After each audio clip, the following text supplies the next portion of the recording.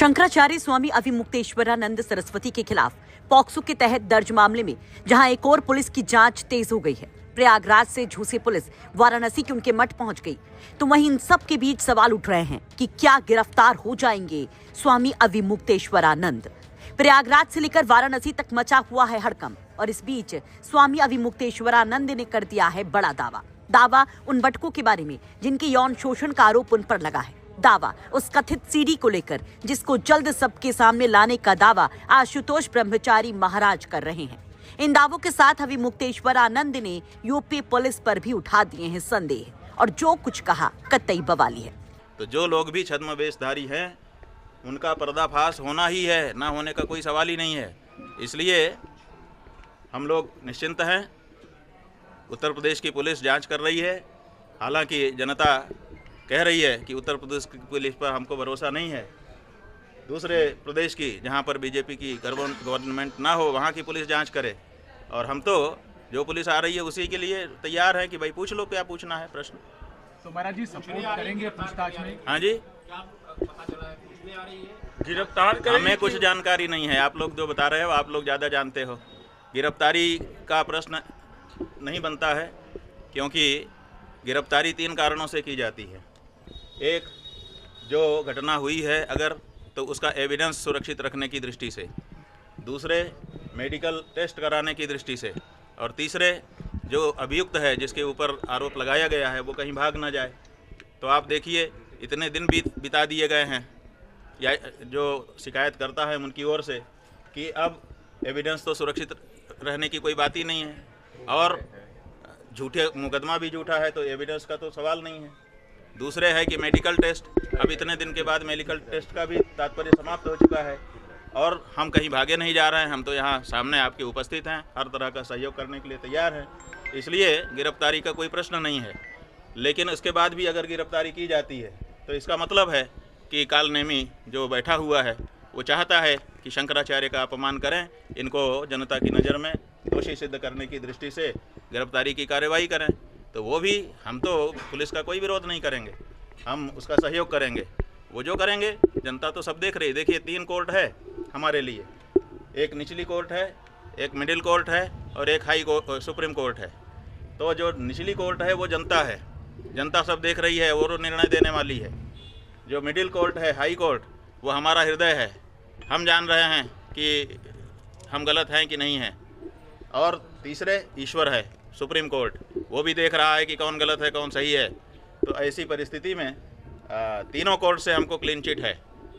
हमारा अंतःकरण हमारे साथ है, स्पष्ट कह रहा है कि तुम निर्दोष हो। ईश्वर की तरफ से भी हमको वही सूचना है। तो शंकराचार्य कहते हैं कि उनको हाई कोर्ट से लेकर सुप्रीम कोर्ट तक क्लीन चिट पहले ही मिल चुकी है।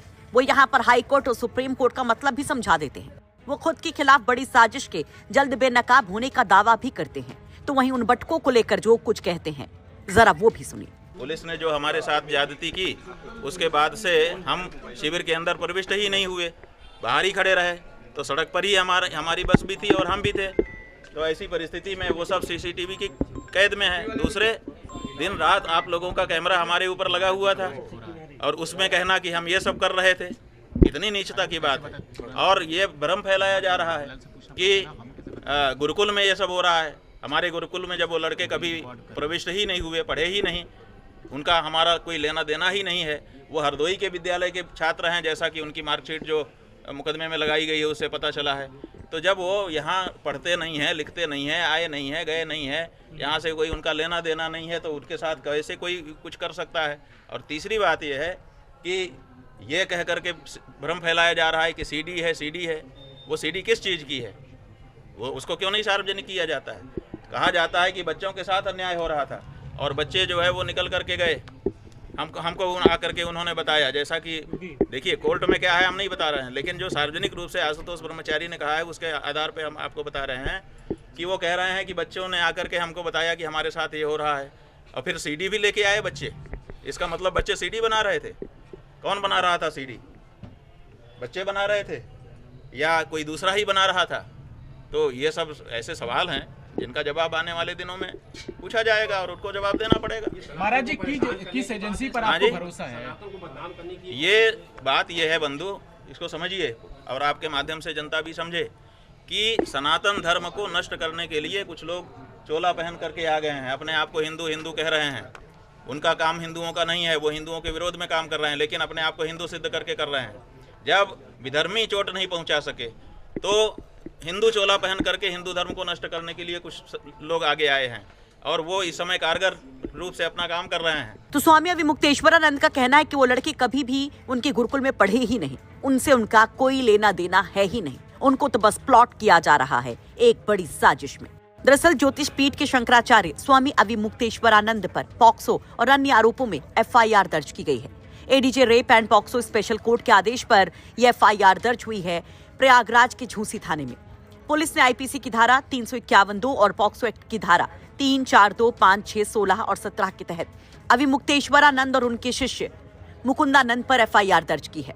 अभी पूरा मामला कैसे आगे बढ़ा, क्या कुछ आरोप हैं, वो भी जान लीजिए।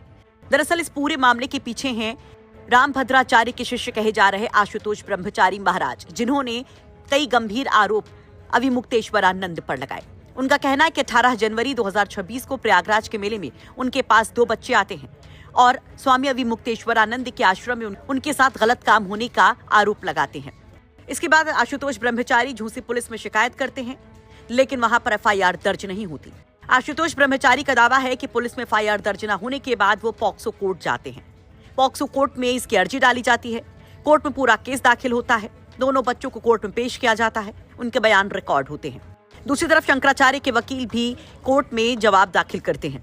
सुनवाई आगे बढ़ती है और 20 तारीख को शंकराचार्य के 25 वकील वहां पर जो दलील देते हैं, उसके बाद कोर्ट फैसला सुरक्षित रख लेता है। 21 फरवरी को कोर्ट आदेश देता है कि झूसी पुलिस FIR दर्ज करे। इधर झूसी पुलिस FIR दर्ज करती है, उधर इस पूरे मामले में जांच तेज हो जाती है। इस हाई प्रोफाइल केस की जांच के लिए 5 सदस्यीय टीम बनाई गई है, जिसमें DCP Manish Kumar Shandilya, ACP Jhusi, inspector Jhansi समेत 5 पुलिस कर्मियों की टीम लगाई गई है। दर्ज FIR में स्वामी अविमुक्तेश्वरानंद की माघ मेला शिविर के साथ साथ बाहर खड़ी गाड़ी में भी यौन शोषण के आरोप लगे हैं। इसको लेकर पुलिस नक्शा नजरी करके उस गाड़ी और वहां के आसपास के इलाके को भी देख रही है।